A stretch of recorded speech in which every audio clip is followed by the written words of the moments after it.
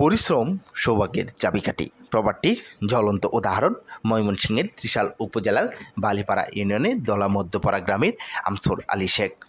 শূন্য থেকে শুরু করে আজ একজন সফল উদ্যোক্তা তিনি 1982 সাল থেকে নিজের মেধা ও হাড়ভাঙা খাটুনির মাধ্যমে তিল তিল করে গড়ে তুলেছেন বিসমিল্লাহ মৎস্য হ্যাচারি অ্যান্ড নার্সারি নামের একটি প্রতিষ্ঠান।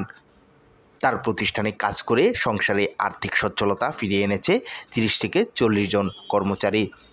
19 এপ্রিল শুক্রবার প্রতিষ্ঠানটিতে সরেজমিনে গিয়ে দেখা যায় উদ্যোক্তা নিজেও পরিশ্রম করছেন তার কর্মচারীকে নিয়ে। তিনি বলেন, লক্ষ্যটা যদি থাকে স্থির আর ইচ্ছাশক্তিটা যদি থাকে প্রকট, তাহলে যে কোনো কাজকেই জয় করা সম্ভব। বর্তমানে এই হ্যাচারিটি পরিচালনা করে আসছেন তার ছেলে দুলাল উদ্দিন শেখ ও রুবেল শেখ।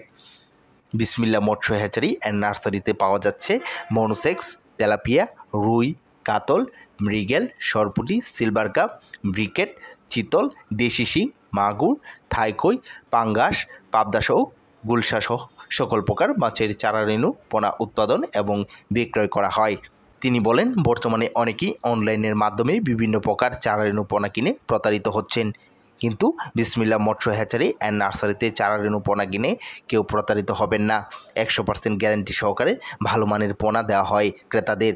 এখানে যত্ন সহকারে অভিজ্ঞ ডাক্তার দ্বারা চারা রেণু পোনা উৎপাদন করা হয় এবং নিজস্ব গাড়ির মাধ্যমে দেশের যে কোনো প্রান্তে ধানি পোনা ও রেণু সরবরাহ করা হয়। আমার বাবা ব্যবসা শুরু করে 80-82 সালে। পরে আমার বাবা প্রায় 20-25 বছর একটানা ব্যবসা করার পর বাবাটা অসুস্থ হয়ে যায়। অসুস্থর পরে ব্যবসা করে আমাদের করা লাগতেছে, পরিচালনা করা লাগতেছে। আমরা এই দায়িত্ব আমাদের দায়িত্ব চালাইতেছি। তখন গত বছর যে একটা বন্যা ছিল, ওই বন্যাতে প্রায় আমাদের 1 কোটি টাকার মাছ চলে গেছে। সব পুকুর প্রায় তলে হয়ে গেছিলো। অনেক মাছ আমাদের ক্ষতিগ্রস্ত হয়েছে। তো এখন আবার ব্যাংকে কিছু ঋণও আছে, আমাদের প্রায় 50-60 লাখ টাকার মতো ঋণ আছে। আগে তো আমরা শুনছি যে এগুলি জালোর ব্যবসা, মাছের ব্যবসা মানে জালোর ব্যবসা। আমরা যখন ছোটতম স্কুলে যাই তখন বাবার বলে যে আমার বাবার জালো, জালোর পোতান যারা এই সময় অবশ্যই একটু শরম লাগতো, লজ্জা লাগতো যে জালোর পোতান আম করে, যে জালোর পোতান স্কুলে যায়, স্কুলে আসে।